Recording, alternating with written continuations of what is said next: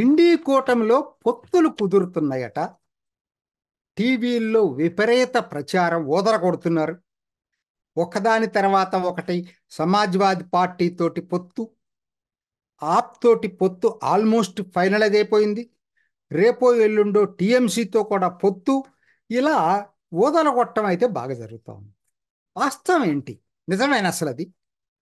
ఎందుకనంటే తెలుగులో ఒక సామెత ఉందండి. జోగి జోగి రాసుకుంటే బూడిద మిగులుతుంది, బూడిద రాలుతుంది. అంతకుమించి జరిగేదేం లేదు. అంటే ఇది నేను సాధువుల్ని కించపరచడానికి మాట్లాడట్లేదు. తెలుగులో ఉన్న సామెతని మీకు కోట్ చేస్తున్నా. అంటే ఏం జరిగిందంటే ఇది ఎక్కడ పొత్తులు జరుగుతున్నాయి ఒకసారి చూడండి. ఉత్తరప్రదేశ్, అక్కడ బీజేపీ ఓట్ పర్సెంట్ 50% పైగా ఉంది. ఎవరు కలిసినా కూడా 50% పైగా ఉన్నప్పుడు ఎవరేం చేయలేరు దాన్ని. ఎస్పీ బిఎస్పీనే కలిసింది పోయినసారి. అప్పటికి ఈ రామ మందిరం ఇష్యూ కూడా లేదు. అయినా కూడా బీజేపీకి అన్ని సీట్లు వచ్చినాయి. ఇప్పుడు ఆర్ఎల్డి బయటికి వెళ్ళిపోయింది, రాష్ట్రీయ లోక్దల్ చరణ్ సింగ్ పార్టీ. మిగిలిపోయిందేంటి? కాంగ్రెస్కు ఓట్లు లేని, డిపాజిట్లు పోయిన కాంగ్రెస్. పోయినసారి 67 సీట్లలో పోటీ చేస్తే 63 సీట్లలో డిపాజిట్లు కోల్పోయిన కాంగ్రెస్ ఉత్తరప్రదేశ్. వాళ్ళు వీళ్ళు కలిస్తేనట ఏం జరగబోతుంది? దీనికి ఒక టీవీల్లో ప్రచారం, ముఖ్యంగా రాజ్దీప్ సర్దేశాయ్ లాంటి వాళ్ళు.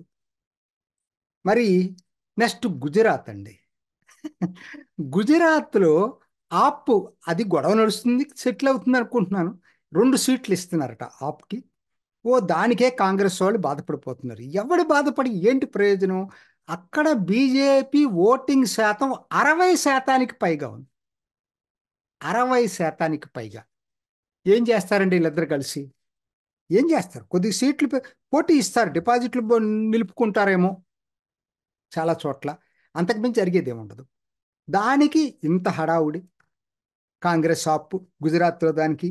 ఢిల్లీ అండి, ఎవరైనా చెప్పండి. లోక్సభ, అసెంబ్లీ వేరు. అసెంబ్లీకి వాళ్ళు ఒక రకంగా ఓటేస్తున్నారు, లోక్సభకి ఏ ఛానల్ చూసినా ఎవరు మాట్లాడినా ఢిల్లీలో 50% పైగా లోక్సభకి బీజేపీకి ఓటేస్తాయనే చెప్తున్నాయి. కలిసి ఏం చేస్తారండి వీళ్ళిద్దరు? అక్కడ అంతే. మరి ఎక్కడ వీళ్ళు? హర్యానాలో కూడా అదే పరిస్థితి. వస్తున్నటువంటి వార్తలను బట్టి 50% ఓట్లు బీజేపీకి వస్తాయి లోక్సభ. మీరు అసెంబ్లీకి మీరు లెక్కలు చూసుకోవద్దు, లోక్సభ చూసుకోండి. మోడీ ఫ్యాక్టర్ అక్కడ. సో తర్వాత మరి అదే ఇండి కూటమి కొన్ని చోట్ల కొట్లాడుతుంది. ఎక్కడ దాకా ఎందుకండి? నేను ఆప్ను గురించే మాట్లాడతా. వాళ్ళు సూత్రబద్ధంగా ఒక అంగీకారానికి వచ్చారట, ఆపు కాంగ్రెస్. మనము అన్ని చోట్ల ఒప్పందం చేసుకుందాం, పొత్తు కుదుర్చుకుందాం, పంజాబ్లో మాత్రం కొట్లాడుకుందాం. ఇదేం ఆలోచన అండి? వాళ్ళే అంగీకారానికి వచ్చారట. పంజాబ్ వరకు మనం పొత్తులొద్దు, మనిద్దరం కలిసి కొట్టుకున్నట్టుగా నటిద్దాం. అప్పుడు బీజేపీకి అకాలీదళకి అవకాశం ఉండదు.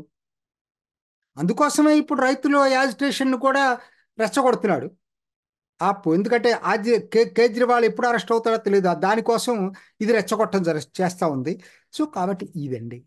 మరి అక్కడెందుకు పొత్తు ఉండదండి? పంజాబ్లో, బెంగాల్ బెంగాల్లో మమతా బెనర్జీ పొత్తు లేదని ప్రకటించింది అదివరకు. మళ్ళీ ఇప్పుడేంటి? ఏదో ఊపు వచ్చిందట వీళ్ళకి.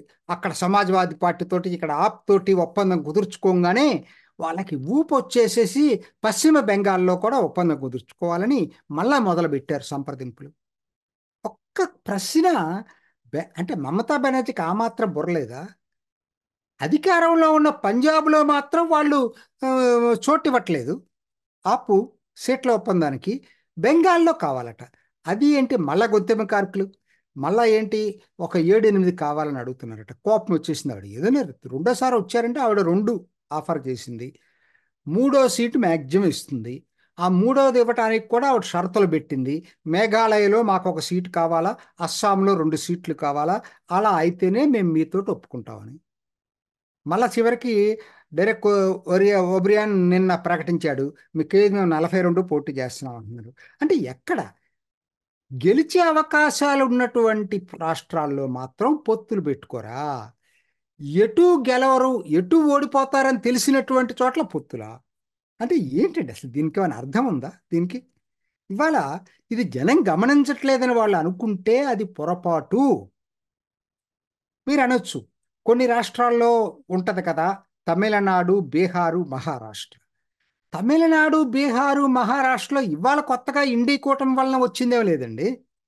వాళ్ళు ఎప్పటి నుంచో కొన్ని కోయలేషన్లో ఉన్నారు. వాళ్ళు యూపీఏ కూటమి, అది ఇండీ కూటమి కాదు. యూపీఏ కూటమిలో ఉన్నప్పుడు కూడా వాళ్ళు కలిసే ఉన్నారు. కొత్తగా ఇండీ కూటమి చేరటం వలన వీళ్ళకి వచ్చిన అడ్వాంటేజ్ ఏంటి? అది నేను నా పాయింట్.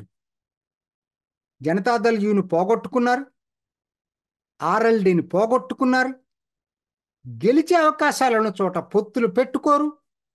ఎటు గెలవం, ఎటు ఓడిపోతాం, డిపాజిట్లన్నా దక్కించుకుందాం అన్న చోటే పొత్తులు పెట్టుకుంటున్నారు. ఇదండి మొత్తం కథా కమామిషి. ఏంటంటే ఇది, దీనికి టీవీల్లో విపరీతమైన ప్రాపగాండా. కనీసం అండి నాకు అర్థం కాదు, ఎటు వీళ్ళు పొత్తులు పెట్టుకున్నా గెలిచే అవకాశాలు లేవు. ఈసారి అయితే మాత్రం మోడీ మూడోసారి రావటం 100% ఖాయం, దాంట్లో డౌటే లేదు. మంచి మెజారిటీతో గెలవటం అనేది కూడా ఖాయం. కనీసం జనానికి చెప్పుకోవటం కోసం అన్నా సరే పొత్తులు కుదుర్చుకోవచ్చు కదా వీళ్ళు. గెలవని చోట పొత్తు ఎందుకు, గెలిచే చోట పొత్తు పెట్టుకుంటే కనీసం ఒక పోటీ ఇస్తారనేటువంటి భావన ఏర్పడుతుంది.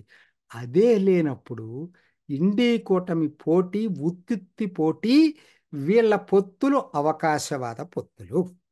చూసారు కదండి. మరి ఈ వీడియో కనుక మీకు నచ్చినట్లయితే ఒక లైక్ కొట్టేసి మీ అభిప్రాయాన్ని కూడా కామెంట్ బాక్స్లో తెలియజేస్తూ ఇలాంటి ఇంట్రెస్టింగ్ అప్డేట్స్ కోసం మా ఛానల్ని సబ్స్క్రైబ్ చేసుకోండి.